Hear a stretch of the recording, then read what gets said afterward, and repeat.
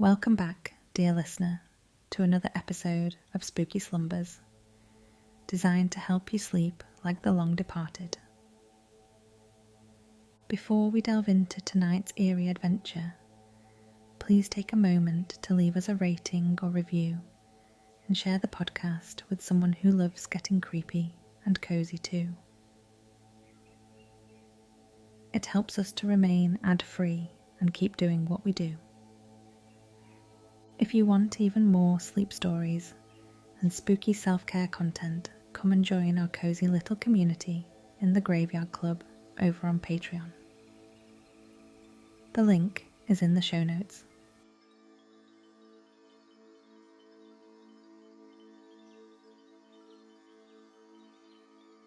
The Flight of the Crow.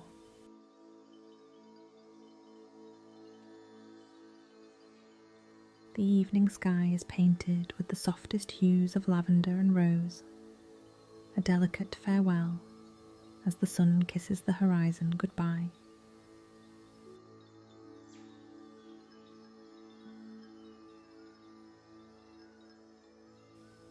The town below lies nestled in a gentle valley, surrounded by thick forests and rolling hills that seem to embrace it like a protective cloak.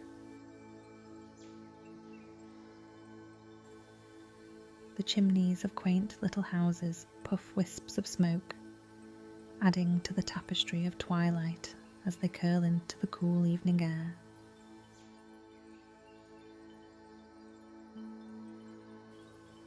A stillness settles over the town, the kind that comes when the world prepares for rest. High above, a lone crow perches on the tallest pine tree at the edge of the forest. Its feathers, sleek and as black as midnight, catch the last rays of sunlight, making it look like a silhouette against the dimming sky. The crow ruffles its feathers, shaking off the remnants of the day. The world is preparing for sleep, but the crow's night is just beginning. It tilts its head, listening to the sounds of the approaching night.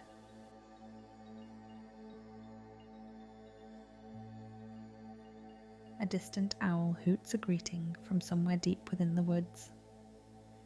The town below begins to flicker with tiny lights as the townsfolk light their lamps and candles,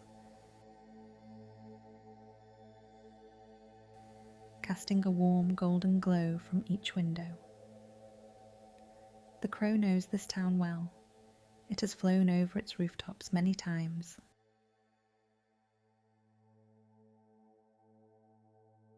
Watch the people as they go about their lives, and admired the way it transforms when the stars emerge. With a soft caw, the crow spreads its wings wide, their inky expanse catching the gentle breeze that sweeps in from the neighbouring forest.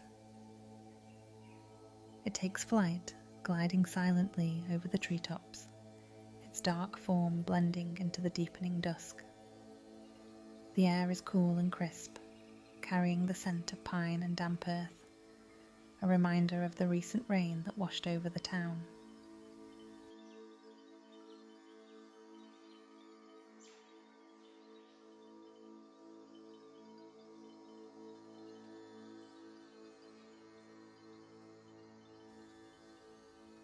It passes over the ancient stone bridge that spans the slow-moving river, its surface now glistening like silver under the fading light. The river meanders through the town like a ribbon, dividing it neatly in two before disappearing into the far-off fields. Gliding above it, peering down at its own reflection for a moment before flapping its wings to gain altitude.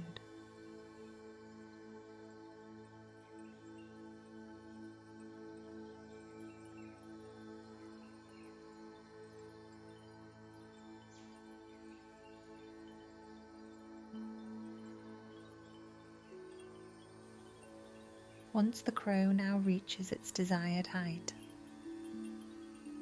it is in no hurry. It loves these moments when the world seems to hold its breath, caught between the end of day and the start of night. It glides with grace, hardly needing to beat its wings, letting the wind carry it like a gentle hand. Below, the rooftops of the town come into sharper focus. The terracotta tiles and thatched roofs look cosy and inviting, each one unique, as if each house has a personality of its own.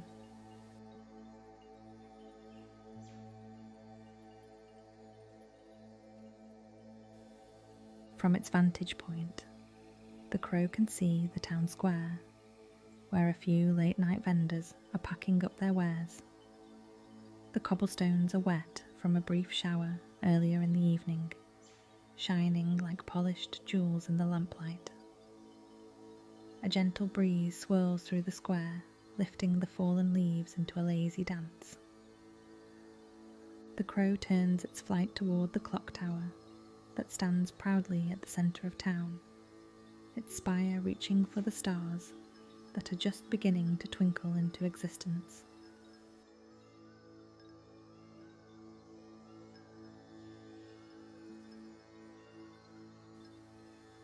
As it approaches, the great clock chimes the hour, its deep, resonant tones rolling out into the night like ripples in a pond.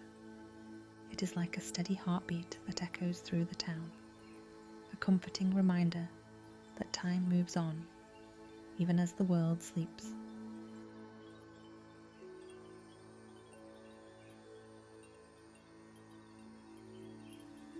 The Crow dips a wing and circles the clock tower, its sharp eyes catching sight of the intricate carvings that adorn its surface. Gargoyles and angels, frozen in stone, seem to come alive in the dim light, their shadows stretching long and thin across the cobblestones below. The Crow lets out a soft call, a greeting to these silent watchers of the town, before continuing on its journey. As it flies over the narrow streets, the Crow sees the last of the townsfolk making their way home. A child with a lantern, swinging it like a tiny star as they skip along the path. An old couple walking arm in arm, their breaths visible in the cool air. And a cat, sleek and nimble, darting from shadow to shadow, its eyes glowing like twin moons. The Crow watches them all and is comforted by their quiet routines. Its wings carry it further now, toward the outskirts of the town, where the houses become fewer and the trees grow thicker. The forest calls to the Crow with its ancient secrets and hidden paths. But tonight the Crow wants to stay with the town a little longer. There is something comforting about the way the lights flicker in the windows, the way the smoke curls from the chimneys, the way the world seems so peaceful under the blanket of twilight. Now above the town square, where a lone fountain trickles softly,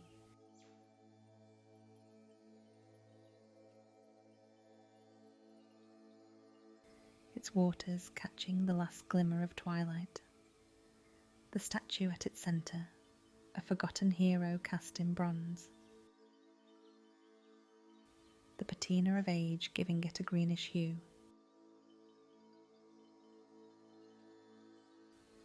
The Crow's sharp eyes catch the faint glint of a coin, a wish cast by some hopeful soul earlier in the day.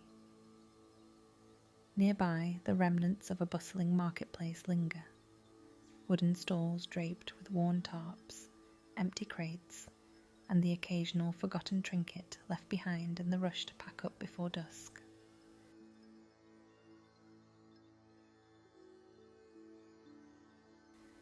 The Crow can hear the soft hum of a lullaby from an open window, where a mother rocks her child to sleep. The warm, comforting aroma of stews and roasted meats escapes from kitchen chimneys. and the crow inhales deeply, the smell reminding it of the warmth of a fire on a cold winter night. Its feathers ruffle slightly as it now sweeps through the place where ancient gravestones lie crooked, the names etched into them, softened by the touch of time. A single candle burns at the foot of one of the markers, a small flame braving the chill of the night. Now turning toward the quieter streets, where the houses are older, their roofs sagging under the weight of years. Ivy crawls up the walls,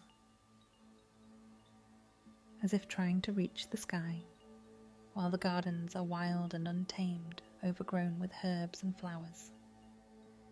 The bird notices the faint flicker of a lantern in a small greenhouse, where a lone figure tends to plants that stretch toward the glass, as if yearning for the moonlight.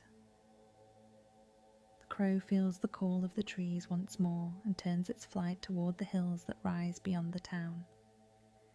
It soars higher, the air growing colder as it climbs. From this height, the entire town is laid out before it like a quilt, each section a different shade of warmth and light. The river gleams like a serpent, winding its way through the darkened fields, and the forest stands as a dark shadow at the edge of its vision. The stars are fully awake now, glittering like diamonds scattered across a velvet sky. The crow lets out a joyful cry, a celebration of the night. It is a creature of the darkness, and this is its domain. It feels alive, more so than it ever does in the harsh light of day. Moving now toward the edge of the town, where the cottages are spread farther apart. It flies over the old mill, its great wooden wheel still turning slowly in the dark water. It has often perched on its beams during the day, watching the miller at work, but now it is quiet, a sleeping giant waiting for the dawn. It lands on a branch of the same tall pine tree, its needles whispering softly in the breeze. It folds its wings, settling in for the rest of the night.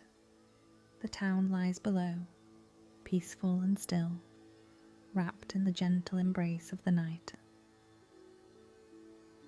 The crow closes its eyes, not to sleep, but to listen more deeply.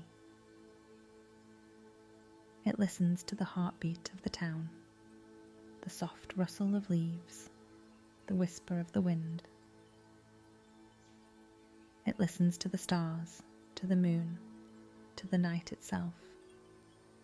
This is its world, a world that is both silent and full of sound, both dark and full of light. And so the crow remains, a silent shadow against the sky, watching over the town until the first light of dawn begins to break, promising another day, another flight, another story to be told. Good night, spooky slumberer, sweet dreams, and don't let the bedbugs bite.